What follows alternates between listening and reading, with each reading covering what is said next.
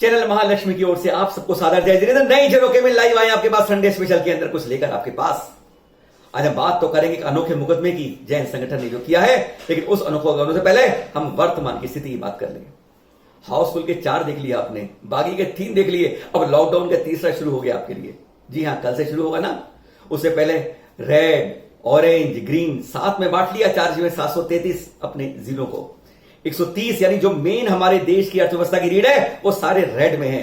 दिल्ली हो, मुंबई हो, पुणे हो, मेरठ हो, गाजियाबाद हो, नोएडा हो, सब red red red red red. जी हाँ, और हम ग्रीन गांव के जिलों में छोड़ दिया गया, यानी 284 ऑरेंज जोन है और 319 ग्रीन जोन है इसके अंदर, जो अभी तक की स्थिति है एज ऑन डेट। लेकिन यह कब घट बढ़ जाए कहा नहीं सकता। कहते हैं एक कोरोना पॉजिटिव मिला, वह ग्रीन से ऑरेंज में आ जाएगा, ऑरेंज में जाता मिले रेड में पहुंच जाएगा।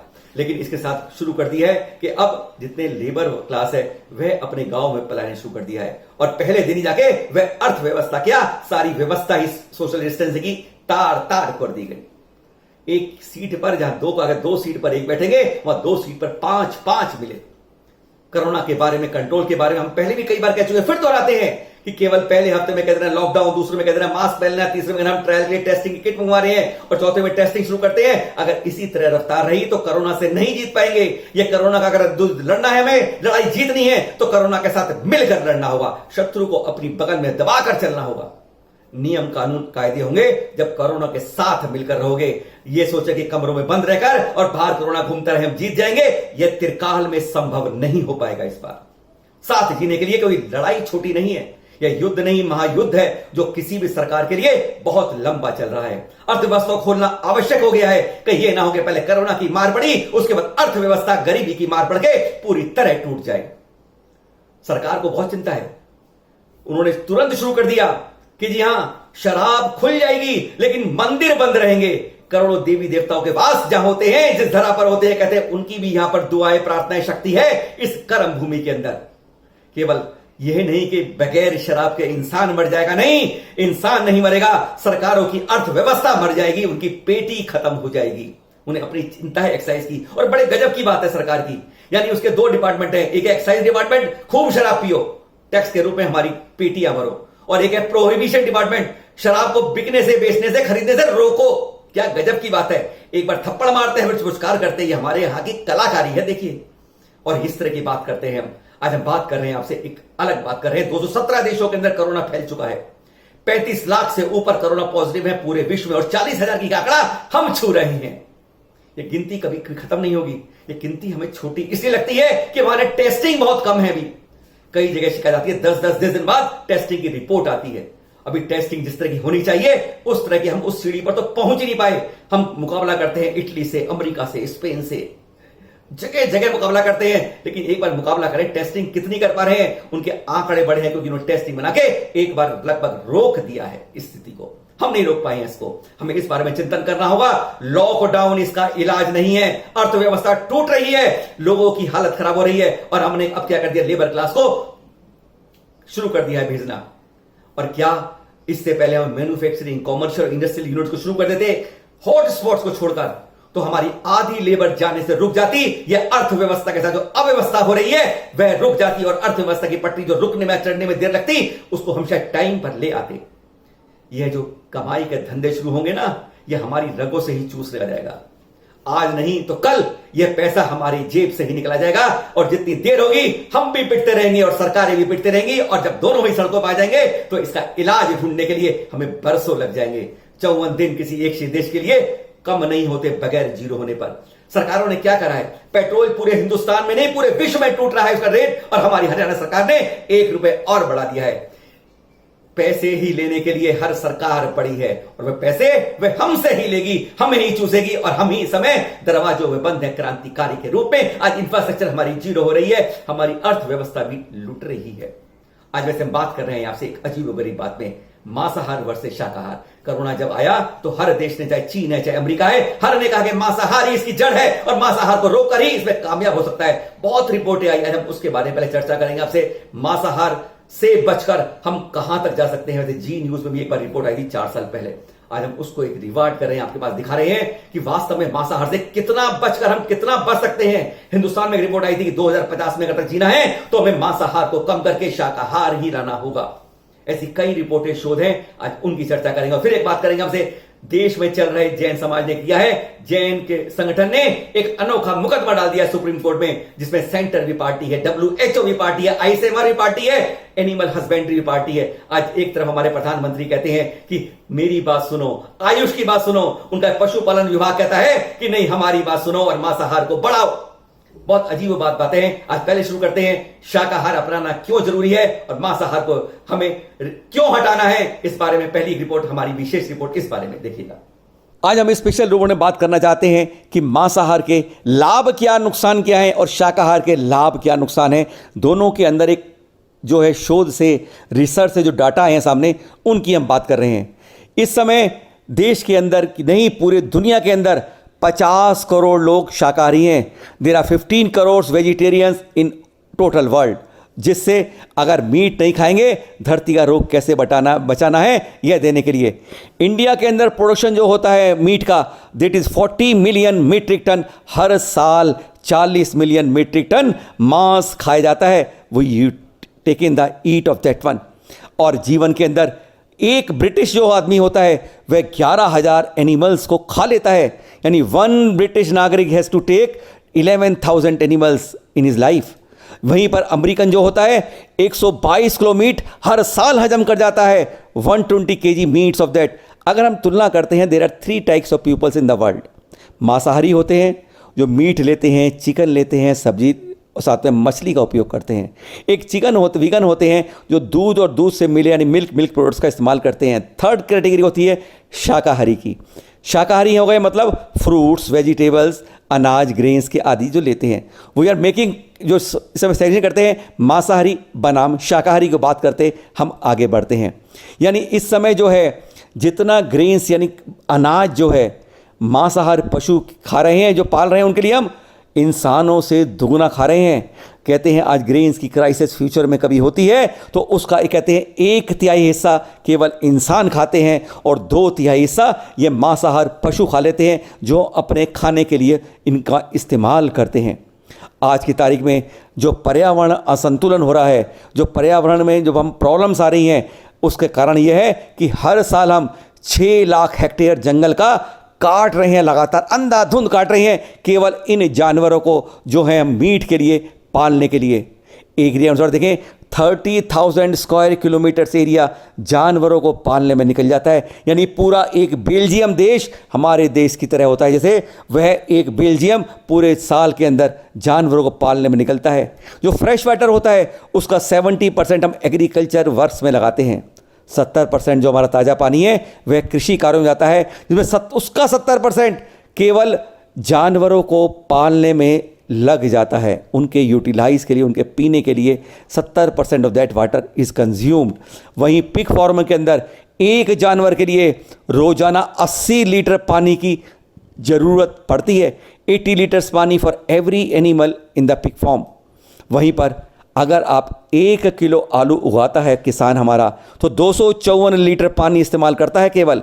आपको लगेगा 254 लीटर बहुत होता है, लेकिन जब तुलना करेंगे आगे तब मालूम चलेगा। वहीं गेहूं आधा किलो उत्पादन के लिए 681 लीटर पानी का इस्तेमाल होता है। अब थोड़ा आंकड़ा बीफ का भी देख लें, यानी आधा किलो मांस के लिए 9,000 लीटर, यानी 1 किलो बीफ के लिए 18,000 लीटर पानी हम बर्बाद करना पड़ता है। यानी सब्जियों और अन्न के मुकाबले 100 टाइम्स पानी का इस्तेमाल होता है मीट के लिए। We have to utilize 100 times more water than what we consume for the vegetables. 1 kilo beef बनाने के लिए 400 किलो अपशिष्ट पदार्थ बाहर निकलता है, यानी every 400 grams of 1 pound 40 kg of the अपशिष्ट पदार्थ has to be taken out। और यहीं पर 1 किलो चिकन के लिए उस जानवर को 3.5 किलो का भोजन देना पड़ता है। वहीं 1 किलो मीट के लिए हमें जानवर को 8 किलो भोजन देना पड़ता है। ये रिकॉर्ड्स कहता है, आंकड़ा कहता है। यानी 1 किलो हम जब बीफ जब होता है उससे जो एमिशंस निकलते हैं वह उतने ही निकलते हैं जितना आप सड़क के ऊपर 3 घंटे कार दौड़ाते हैं। The emissions are equal of the 3 hours ride of the car equals to 1 kg of the beef.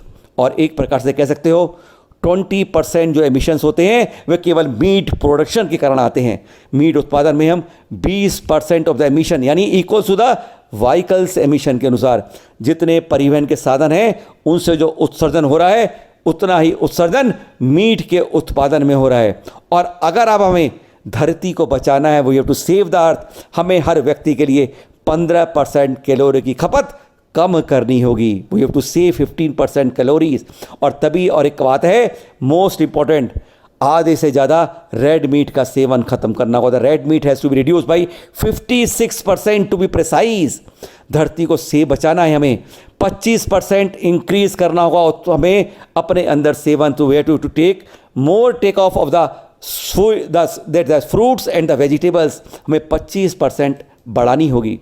यानी कह सकते हैं अगर हम शाकाहार को अपने प्लेट में बढ़ाते हैं तो हम हर साल बचाते हैं, वी हैव टू सेव, हम बचा लेंगे 66,73,000 करोड़ ऑफ रुपीस हम बचा लेते हैं। यानी वी आर मोर रिचर हो जाते हैं, अधिक दौलतमंद हो जाती है दुनिया, और we are more now colder.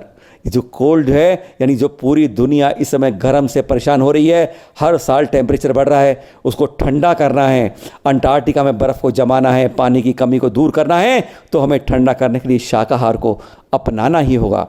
कहते हैं कि अगर शाकाहार को अपना देते हैं तो 160 करोड़ हेक्टेयर ज़मीन हमारी मुक्त हो जाती है, जिसको हम यूटिलाइज कर सकते हैं। कहते हैं मांसाहार लाते हैं वायरसों की बाहर और इंसानों के लिए करते हैं ये हाहाकार।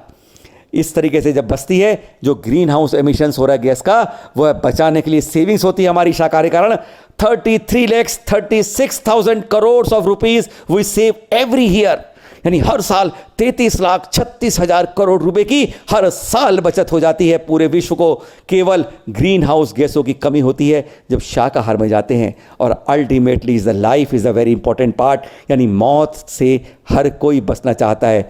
और जब शाकाहार अपनाते हैं तो पूरी दुनिया में 50 लाख मौतों को हम हर साल टाल सकते हैं। यानी we can delete the 50 lakh deaths every year if we take the vegetables. यह था हमारा एक चार्ट थे, हमारी एक रिपोर्ट थी शाकाहार की, किस तरीके से मांसाहार पर यह काबू कर सकते हैं। अब अगली रिपोर्ट देखते हैं हम, क्यों यह अनोखा मुकदमा सुप्रीम कोर्ट में लाया एक जैन संगठन। ये हैं श्री गिरिराज सिंह, जो मई 2019 में बने नए मंत्रालय मत्स्य पालन, पशुपालन एवं डेयरी के कैबिनेट मंत्री बने। ये चेहरा वह है जो कभी इस कोरोना राक्षस के हाहाकार के चलते मांसाहार को बढ़ावा नहीं दे सकते। ये हम नहीं सभी जानते होंगे। पर इन्हीं के मंत्रालय से 30 मार्च 2020 को एक पत्र संयुक्त सचिव डॉक्टर OP चौधरी द्वारा जारी किया जाता है सभी राज्यों के पशुपालन निदेशकों के नाम।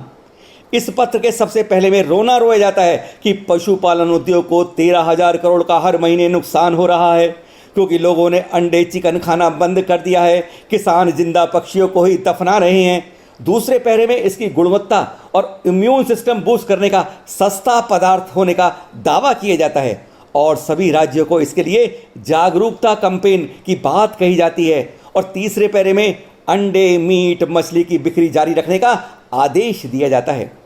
और इसके अगले दिन 31 मार्च को हरियाणा के मुख्य सचिव ने अपने राज्य में इसी के चलते आदेश जारी कर देते हैं इनके बिक्री के लिए लॉकडाउन के अंदर।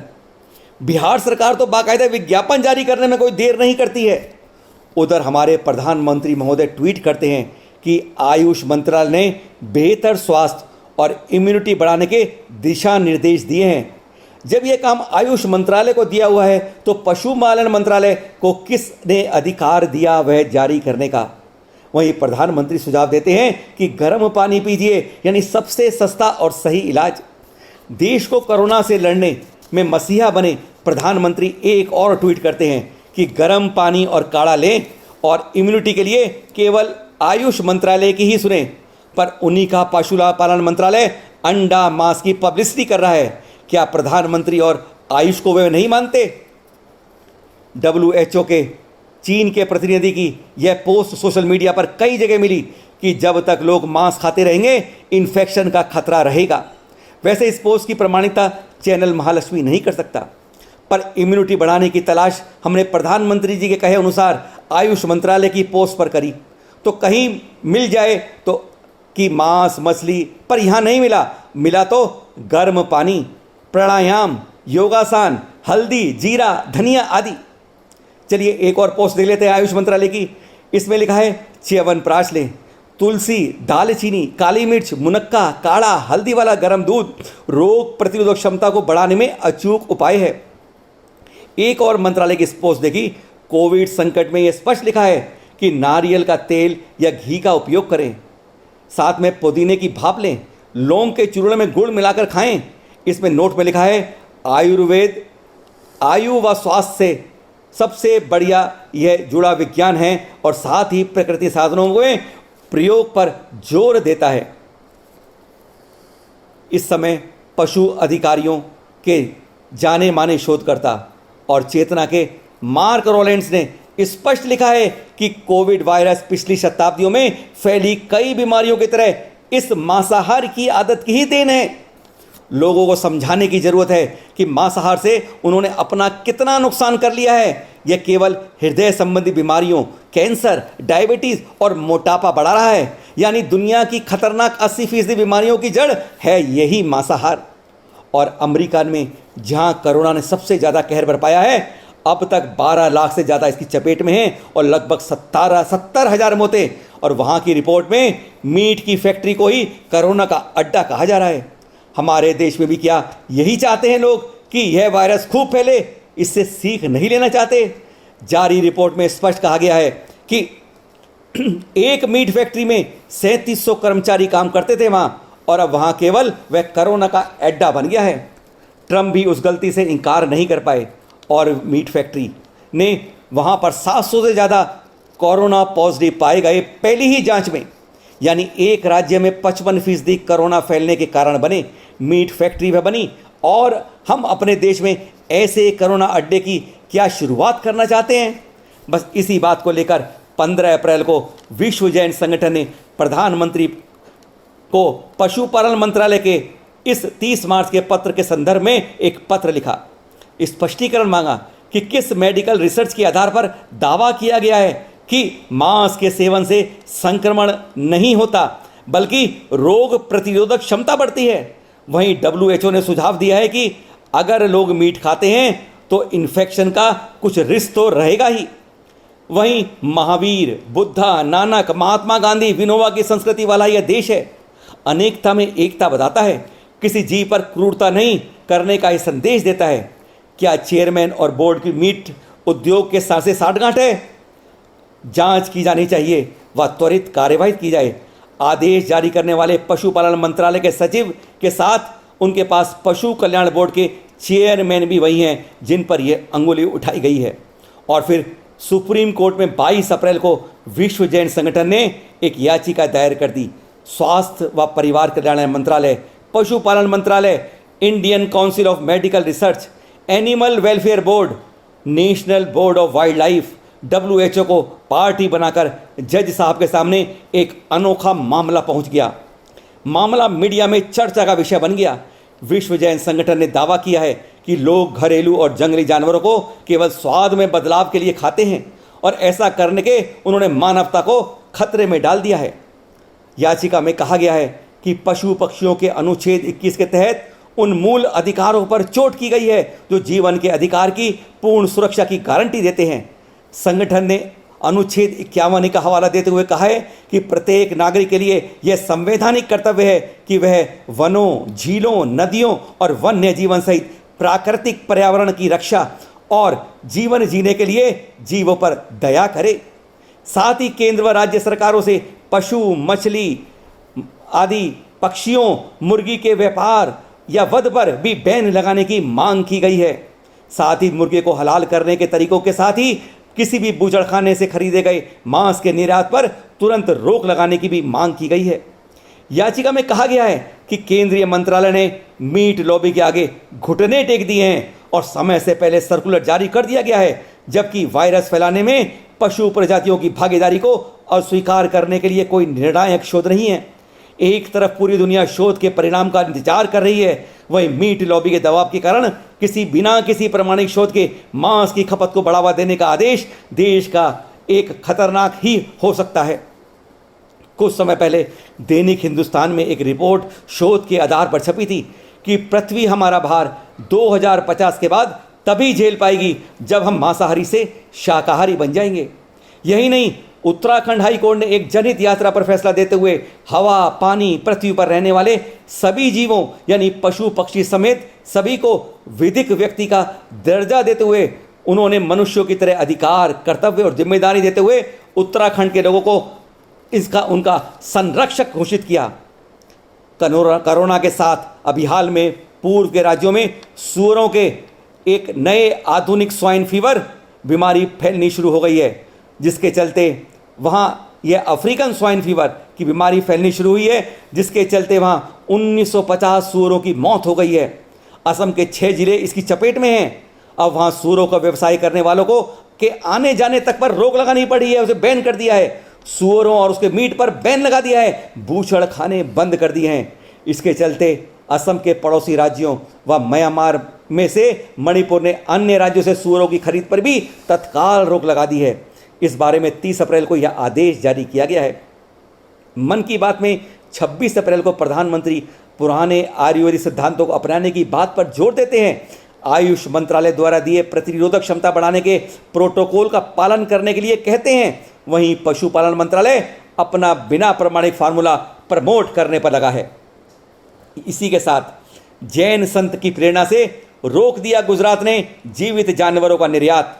जहां एक तरफ केंद्र सरकार का एक मंत्रालय बिना किसी प्रमाण के मांस बिक्री को बढ़ावा देने की बात उठा रहा है, वहीं कोरोना से पूरा विश्व प्रभावित है। और उधर अब गुजरात के मुख्यमंत्री विजय रूपानी जी ने एक वीडियो के माध्यम से पद्म भूषण आचार्य रत्न सुंदर सुरेश्वर जी को धन्यवाद देते हुए कहा है कि गुरु भगवंत की प्रेरणा से तीसरी बार तुना बंदरगाह से जीवित जानवरों के निर्यात को रोक दिया गया है और भविष्य में गुजरात से जीवित जानवरों के निर्यात की अनुमति नहीं देने का वीडियो कॉल से आशीर्वाद लिया। वही दृश्य यहां हम आपको दिखा रहे हैं। तीसरी बार हुआ ऐसा और साथ ही भविष्य में कभी अनुमति ना देने का संकल्प। जैन संतों का यही तो आशीर्वाद है, जियो और जीने दो। देख ली रिपोर्ट आपने, कहां एक तरफ हमारे प्रधानमंत्री और आयुष मंत्रालय कह रहा है कि जो हम बता रहे हैं वह करो, जहां पर कुछ नहीं बताया कि इम्यूनिटी बढ़ाने के लिए मांसाहार को लेना है, कहीं नहीं बता रहे वो। प्रधानमंत्री कहते गर्म पानी लो, काढ़ा पियो, आपकी इम्यूनिटी बढ़ेगी। एक सिंपल सरल बीमारी है जिसमें जेब में खर्च ना हो। लेकिन दूसरी तरफ एक पशुपालन मंत्रालय कहता है कि आप मांसाहार को लो, प्रचार करो, अवेयरनेस करो, उसे बढ़ाओ। 13,000 करोड़ का घाटा हो रहा है हर महीने। इस घाटे की चिंता है उन्हें। 130 करोड़ नागरिकों को चिंता नहीं है कि जो वायरस पहले चीन के अंदर फैला, अमेरिका के अंदर फैला, हमारे देश को भी फैलाने की क्या एक पौध बनाने की कोशिश की जा रही है। उत्तराखंड मना करता है। आसाम के अंदर सूअरों में ऐसी बीमारी आ जाती है कि मणिपुर जैसे राज्य म्यांमार से रोकने की कहते हैं। इतिहास गवाह है कि हमें इस तरह से बातों को जल्दबाजी में निर्णय नहीं लेने होंगे। हम जिस तरह जी रहे हैं उस तरह जीना होगा। आज सरकारें अपने खजाने भरने की कोशिश कर रही हैं। 130 करोड़ भारतीय नागरिकों को देखना होगा, उनकी इंफ्रास्ट्रक्चर, उनकी अर्थव्यवस्था देखनी होगी। कहते हैं जब नागरिक होगा तब सरकारें होंगी। पहले सरकारें अपनी नहीं, नागरिकों की सुनो। सिर्फ हम ये कहते कि हमने उनको थोड़ा दान दे दिया है, थोड़े सहयोग दे दिया है, उससे काम नहीं चलेगा। पैरों पर खड़ा होने का पड़ेगा। देश को एक बार, समाज को, परिवार को, हर व्यक्ति को खड़ा होना पड़ेगा। इसके लिए समय चाहिए। अर्थव्यवस्था को देखना पड़ेगा कैसे मजबूत करें। केवल रेड जोन, ग्रीन जोन करके हम बांट लेंगे नहीं। हमें कोरोना के साथ मिलकर जीना होगा, यह बनाना होगा और टेस्टिंग हमें बहुत तेजी से बढ़ानी होगी। तभी इस कोरोना के साथ महायुद्ध के अंदर एक लंबी लड़ाई को जीत पाएंगे। फिर बताएंगे आपको कई नई खबरों के साथ। झरों के अलावा आपसे कहेंगे, अनुरोध करेंगे, आप भी जानकारी भेजिए इस नंबर पर 9910690823 पर। जी हां, और फॉरवर्ड जरूर करिएगा, क्योंकि मांसाहार की लड़ाई के लिए अगर कोई बिगड़ उठाए तो हम सबको मिलकर इसको करना पड़ेगा। एक मिशन बनाना होगा कि मांसाहार से ही हर कुछ 10-20 साल बाद, 100 साल बाद कोई ना कोई बीमारी उठती है, हमारे पूरे देश को लेट लगती है। मांसाहार को हटाकर ही तभी हम उस मकाम पर पहुंच पाएंगे कि जो जानवर से बीमारी फैलती है वह रुक पाएंगी। मिलेंगे एक नए एपिसोड में आपके साथ। सादर जय जिनेंद्र।